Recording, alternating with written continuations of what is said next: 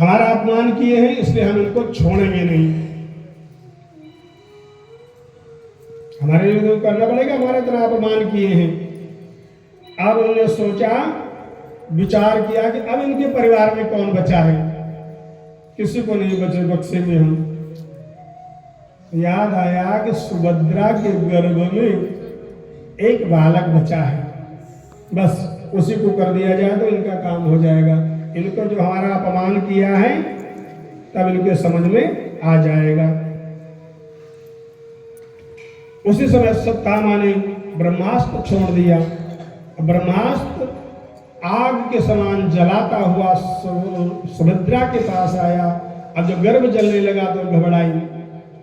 अब तब तक भगवान का भाई अब सब हो गया जो भी है, अब हम चलेंगे द्वारिका। बहुत हो गया, बहुत दिन हो गए, हमारे बच्चे वहां प्रतीक्षा कर रहे हैं, बहुत दिन तुम्हारे यहाँ रह लिया।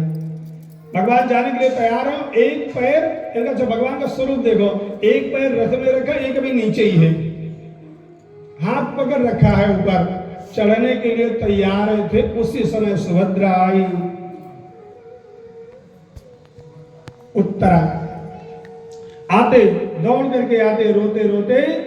अच्छा, पांचों पतियों के अपने दादा खड़े थे वहां, भीम दुर्योधन आदि, उनके पास नहीं गई, भगवान कृष्ण के चरणों में गिर गई।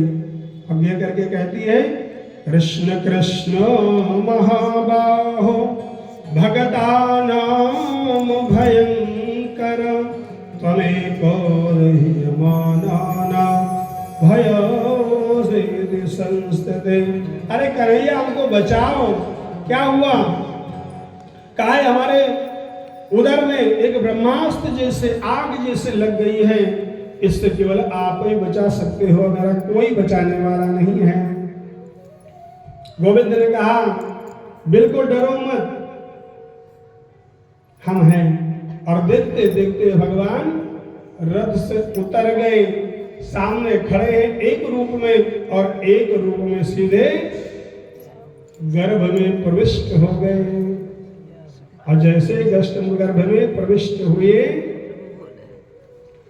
अच्छा यही एक है केवल देवी जिनके गर्भ में भक्त और भगवान दोनों हैं, और कोई भी ऐसा नहीं रहा। किसी ने भक्त को जन्म दिया है, किसी भगवान के माँ कहलाई है, लेकिन ये परम धन्य है जो भक्त और भगवान दोनों को अपने गर्भ में धारण करती है। केवल भारत की नारियां ही ऐसा कर सकती है और दूसरे कोई नहीं।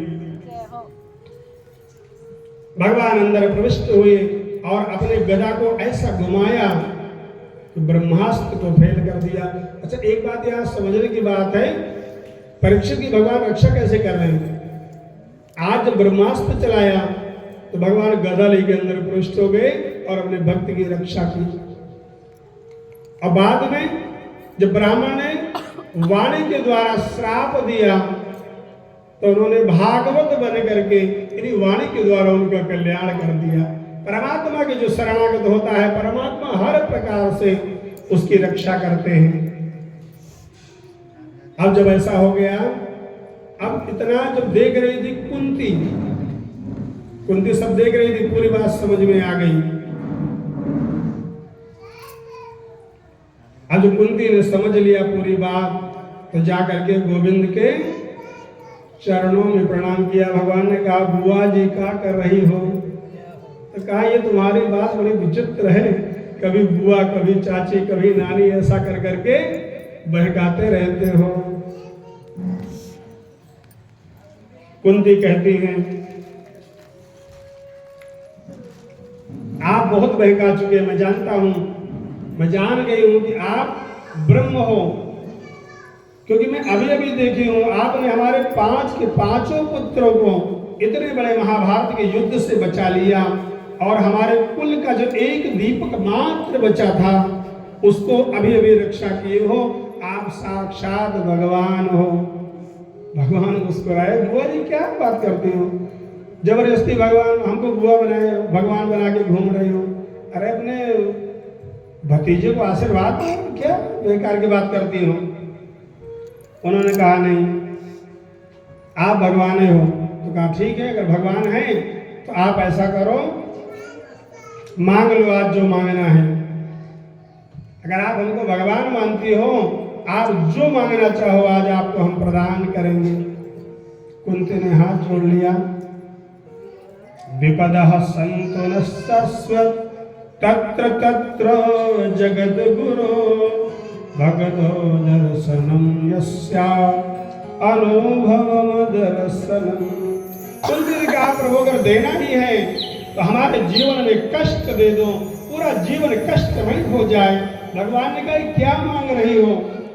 तो कहा नहीं, जब जब हमको कष्ट पड़ता है, अच्छा हम वैसे भी देखें तो जीवन में जो कष्ट आता है, परेशानी आती है, तो उस समय गोविंद का स्मरण होता है। सुख वैभव में कौन याद करता है?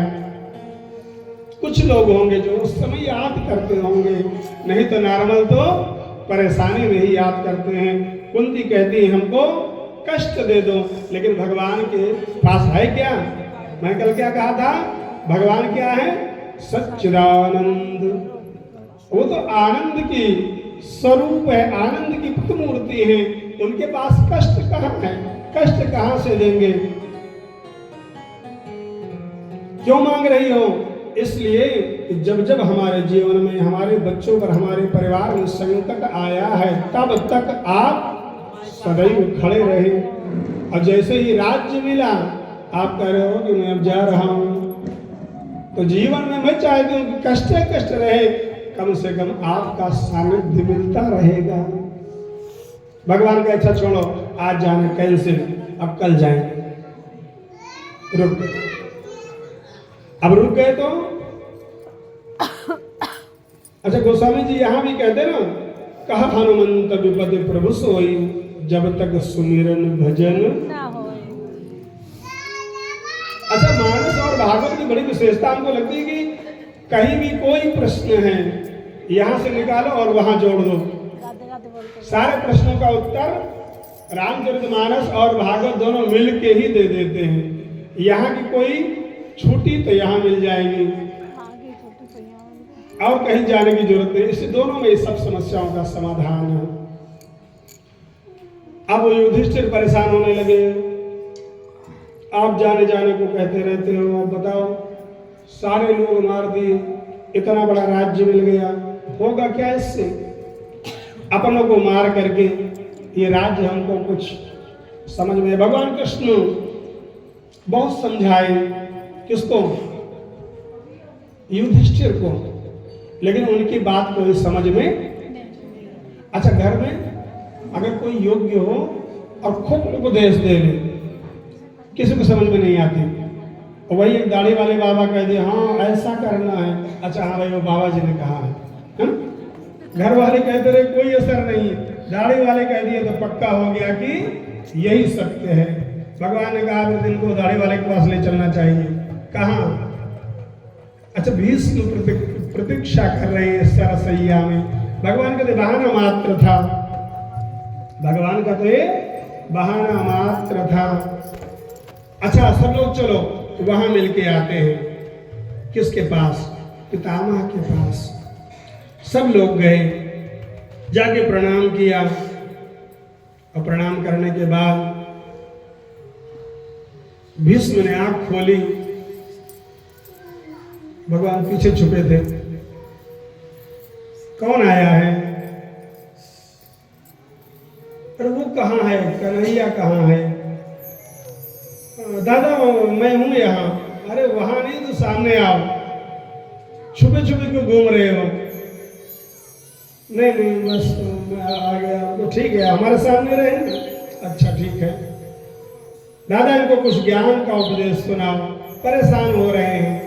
तब भीष्म ने इनको ज्ञान की बातें बहुत सुनाई, और जो सुनाया वही भीष्म गीता के नाम से। गीता कही है ना, श्रीमद् भगवद गीता, और ये भी भीष्म गीता। आगे विदुर गीता भी है, बहुत चीजें हैं। तो यहाँ इनको सुनाया। क्या सुनाया? तन पवित्र सेवा किए, धन पवित्र किए दान, मन पवित्र हरि भजन सो, होत त्रिविध कल्याण।